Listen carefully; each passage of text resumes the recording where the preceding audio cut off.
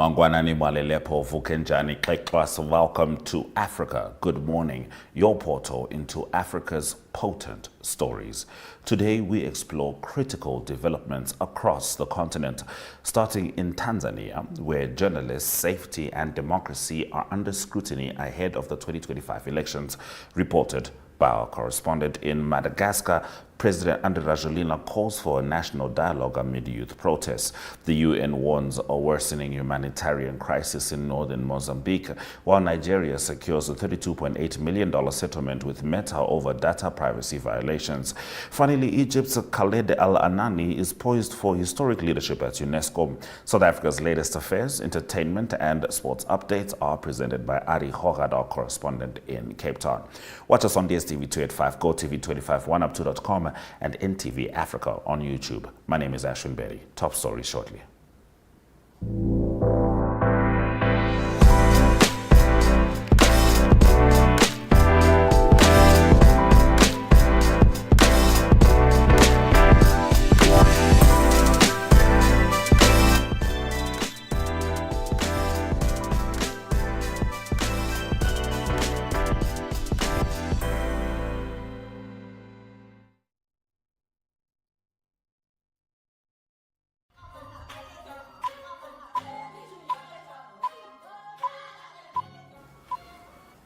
Let's get into the top stories on Africa. Good morning.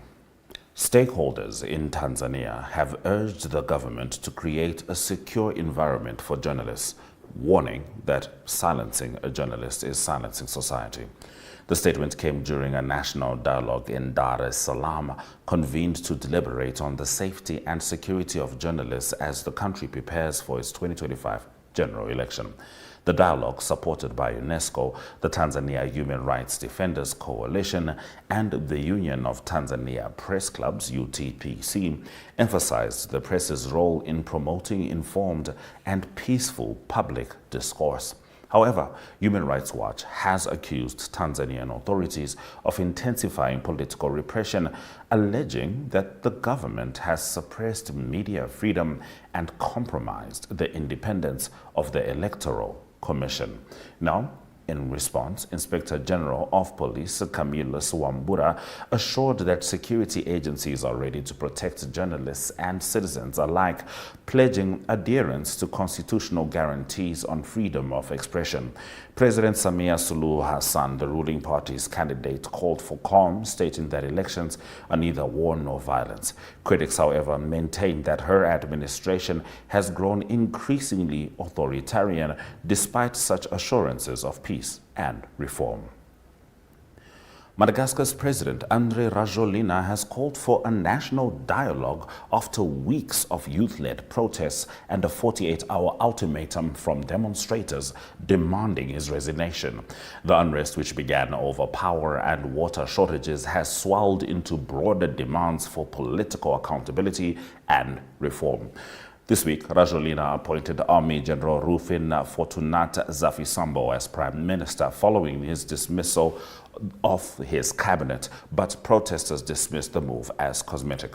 The demonstrations, some inspired by Gen Z movements in Kenya and Nepal, have become the largest in recent years. The United Nations reports that at least 22 people have died and 100 have been injured, figures rejected by the government. The planned dialogue, to include youth and spiritual leaders, aims to find lasting solutions to the crisis, according to Rajoelina's office. However, protest leaders insist the talks are insufficient without leadership change and systemic reforms. Smaller marches continued in Antananarivo despite police dispersals, marking a sharp decline from earlier mass gatherings as tensions simmer across the island nation. The United Nations Refugee Agency has expressed deep concern over the intensifying conflict in northern Mozambique's Cabo Delgado province, where nearly 22,000 people fled their homes in a single week in late September. The UNHCR described the surge as a turning point, noting that over 100,000 people have been displaced in 2025 alone. Violence, including killings, abductions, and sexual assaults, has spread across 17 districts of Cabo Delgado, marking one of the worst shortest periods since the insurgency began in 2017. Many displaced families now face extreme trauma, hunger, and limited access to shelter or medical care. Children face forced recruitment, while women and girls are increasingly exposed to sexual violence. The UNHCR warned that the crisis has become intertwined with climate shocks like cyclones and droughts, further worsening conditions for civilians.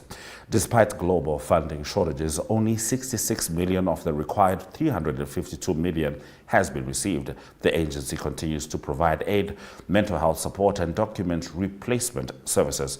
UNHCR urged renewed international commitment, warning that 8 years on, the crisis is far from over.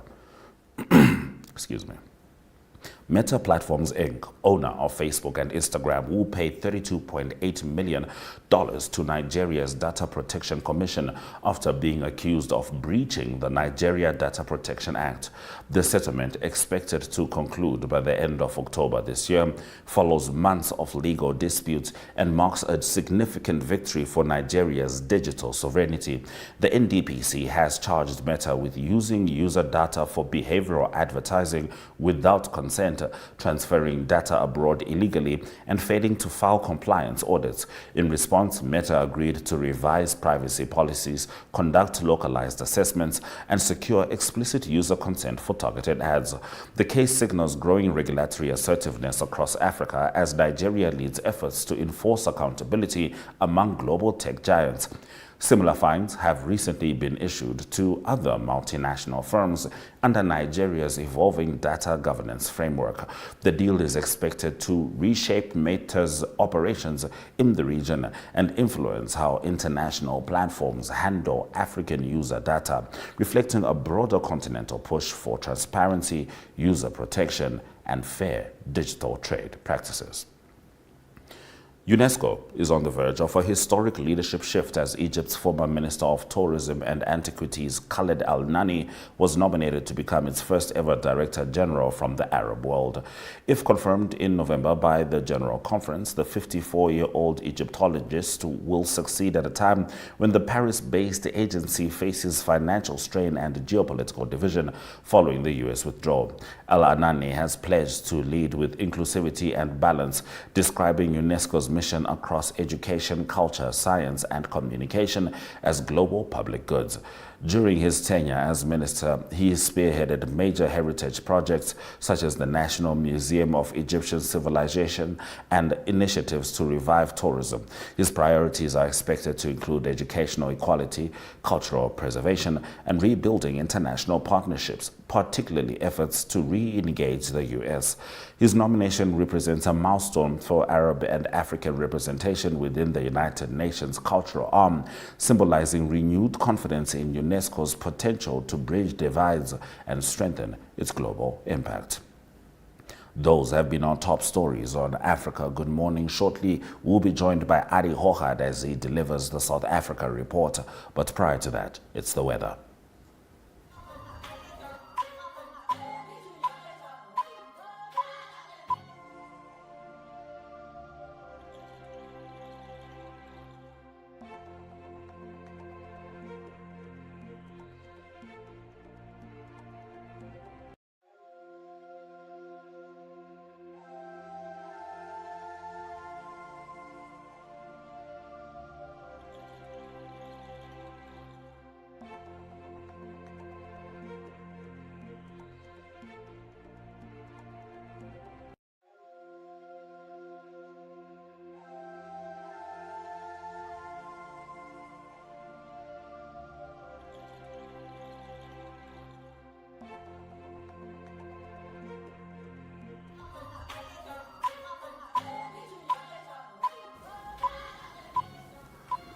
As promised, it's time for us to now talk to Arrie Hougaard as he delivers the South Africa report from Cape Town. Arrie, are you there with us? Yes, very good morning, Ashwin, and nice to talk to you. Good morning to everyone. Good to have you on the show, Arrie. Let's start with your current affairs. State-owned Transnet remains in deep financial trouble with uncertainty over its ability to stay afloat. Meanwhile, underperforming municipalities continue to make headlines as their collective debt to Eskom grows. And finally, the soaring gold price offers some good news, bringing a boost to South Africa's still strong gold production sector. Yes, Ashwin, a lot's going on everywhere in South Africa. Transnet, a very big component of the South African economy. At the moment, the challenges is still with high levels of debt. There's a net loss of 1.9 billion that was declared for the 2024-2025 financial year. It sounds like a big number, but it's apparently 70% less than previous years. So it's in the right direction. The challenge at the moment for the freight system is that, of course, Transnet is state-owned. It's a port and freight rail logistics company. That's how it's described. But at the moment, the challenge is the total freight tonnage that's down. So at the moment, they're doing 152 million metric tons annually. So just to put it into context, it was 226 metric tons in 2018. So it went down quite a bit for different reasons that I'll briefly discuss now. But what happened in the meantime is that government opened discussions with private operators starting to intervene with that as well. And so they hope to have the tonnage up to 290 metric tons, 290. So need to double what is currently happening. The challenge, however, is that there's quite a few challenges. The issues is infrastructure, obviously. So it's very difficult to maintain all those freight and transports over the rail. Maintenance delays, and unfortunately also in South Africa, a big challenge is cable theft and vandalism.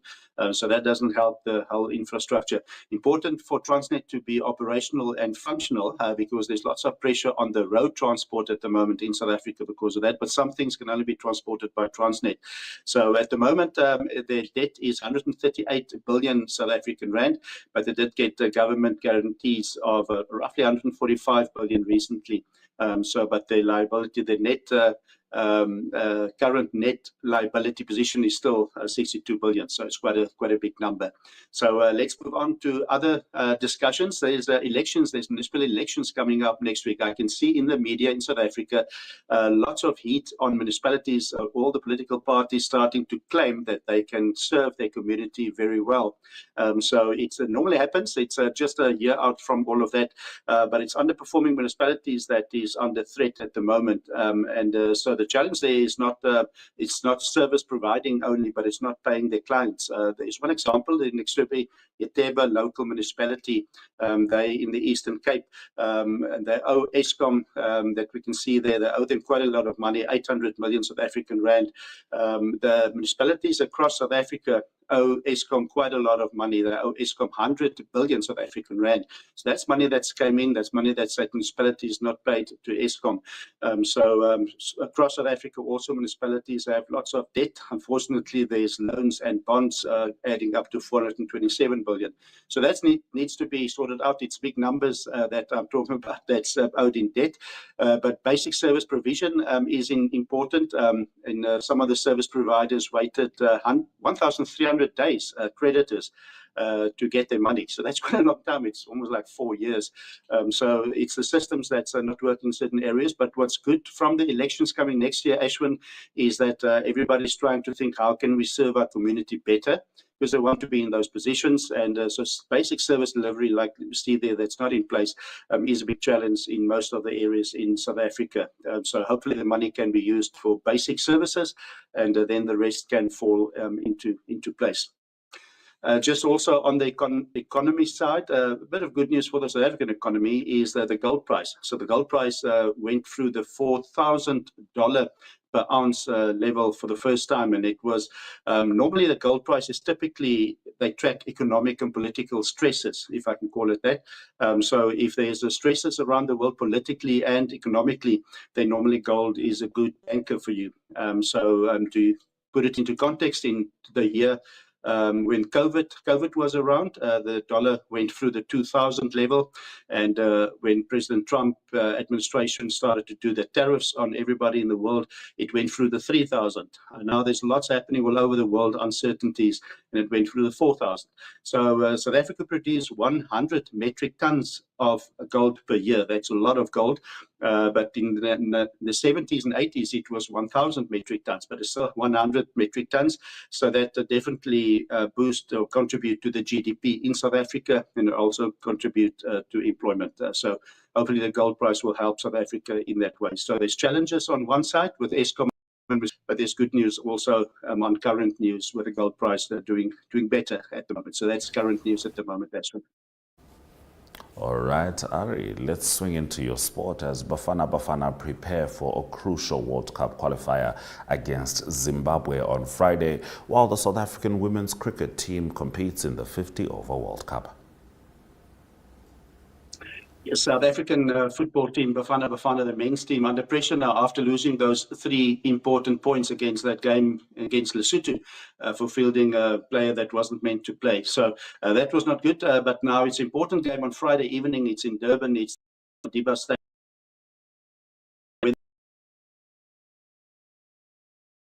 South Africa, it's going to be a very tough game, very competitive game. In the last 10 games they've played, 2 was a draw. There was 2 that was also won by Zimbabwe, and 6 won by South Africa. It's always competitive against the neighbors. Many of the players of Zimbabwe also play some of their professional soccer in South Africa. I think the goalkeeper is one to mention. So South Africa will have it hard to get that points. At the moment, the reality is that they on 14 points, the same points as Benin. Just difference is goals for and goals against. That's quite close as well. So it is Benin that's got 2 away games they're closing off. South Africa have 2 games left, the one on Friday against Zimbabwe, and then there's one also on Tuesday, on the 14th of October, and that will be against Rwanda. So important game. Let's do the first one first and see if they can hopefully beat neighbours Zimbabwe to get to 2026 World Cup football. Yes, and on the cricket, it's exciting. It's the Women's Cricket World Cup taking place. South African team had a bad start, lost to England, quite an embarrassing win by 10 wickets, but came back with a convincing win against New Zealand. So now they play, actually today they play on Thursday, they play against India. Tough game. That's a home game for India. World Cup being played in India and Sri Lanka. So it's a difficult game for South Africa. It's 8 teams in the group. You play all the 7 other teams in a round robin, and then the top 4 go to the semi-finals. So that's South Africa with great players like Tasman Brits and also Mozambique Cup. Hopefully they can do well in this World Cup and qualify for the semi-finals. So that's sport news at the moment. We certainly wish them all the best. Of course, that statement is limited to the women. You understand my position with Bafana versus Zimbabwe's Warriors. Now, Arrie, Durban remains a favorite tourist destination with the Moses Mabhida Stadium and the Umgeni River Bird Park, renowned for its wide variety of bird species, among the city's top attractions. Yes, and we talk about that stadium because that's where the football is. And I understand that you must kind of lean towards Zimbabwe in that one, Ashwin. We respect that on Friday, but maybe have a soft spot for Bafana somewhere. But the game is going to be played in the stadium. Look what they're doing there. We've talked about it previously as well. That's a big swing. It goes off from that arch right at the top. You can have a big swing down at the Moses Madiba. So tourists go and do that. Definitely not when it's a game on. It's when there's no games. It's part of tourism there. So you can do the big swing in the Moses Madiba Stadium, a very impressive stadium. That's where the soccer is going to be played on Friday.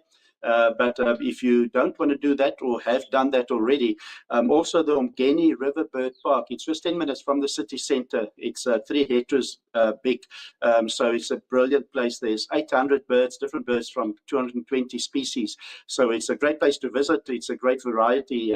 See all the birds in there that they have.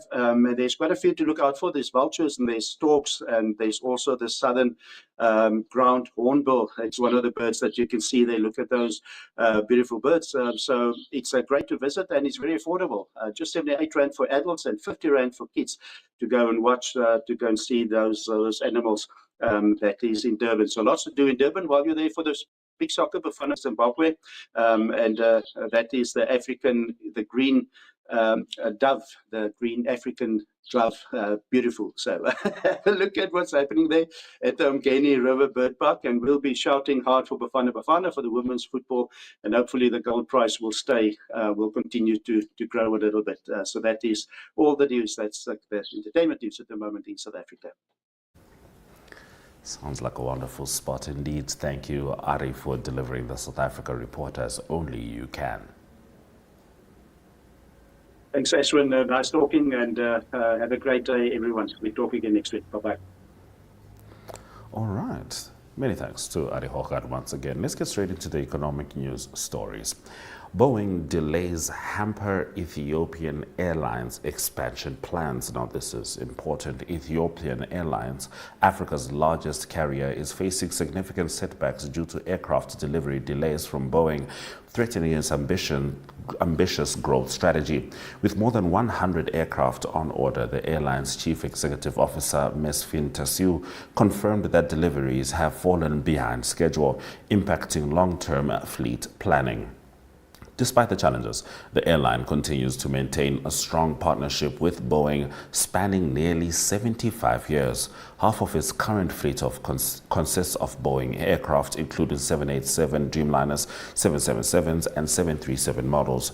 To sustain growth, Ethiopian Airlines anticipates new wide-body aircraft arrivals between now and 2030 while finalizing rights with Boeing and Airbus. Simultaneously, Ethiopia is advancing a $10 billion new airport project designed to handle up to 110 million passengers annually by 2029. The airline will self-finance 30% of the investment and seek external funding for the rest. Passenger traffic is expected to grow by 15% this year, reaffirming Ethiopian Airlines' dominant role in Africa's aviation landscape, despite Boeing's ongoing supply chain disruptions. South African investment giant seals landmark BEE deal, and this is amid criticism. 361 Asset Management, one of South Africa's leading investment firms, has finalized a major black economic empowerment transaction, granting a 22% ownership stake to a consortium led by MI Capital, the investment arm of the Maharishi Invincibility Institute. The partnership aims to integrate empowerment directly into company governance while funding education and entrepreneurial initiatives. MIL, known for helping over 25,000 South Africans secure jobs, manages a bursary funds projected to benefit 100,000 young people. 361's co-founder Cy Jacobs described the deal as an investment in human potential as much as financial growth. Critics, including Elon Musk and several South African opposition parties, argued that BEE deters foreign investment and benefits a select elite. Supporters, however, maintain that it remains essential to address systemic inequalities and foster inclusive participation in the economy. Political analyst Moeletsi Mbeki has called BEE a virus co-opted by elites, yet firms like 361 continue to position such initiatives as vehicles for sustainable transformation and youth empowerment. Those have been our stories on Africa. Good morning. Thank you for joining us on DSTV 285, GoTV 25, oneup2.com, and NTV Africa on YouTube. Keep in mind, on oneup2.com, spell it out, ONEUPTWO.com. If you click the echo icon, you have access to this and other NTV programs. And by the way, you can have a look at the channels there as well. So, oneup2.com Echo, where prime time is anytime. My name is Ashwin Betty. This has been Africa Good Morning. Swera Shakanaka.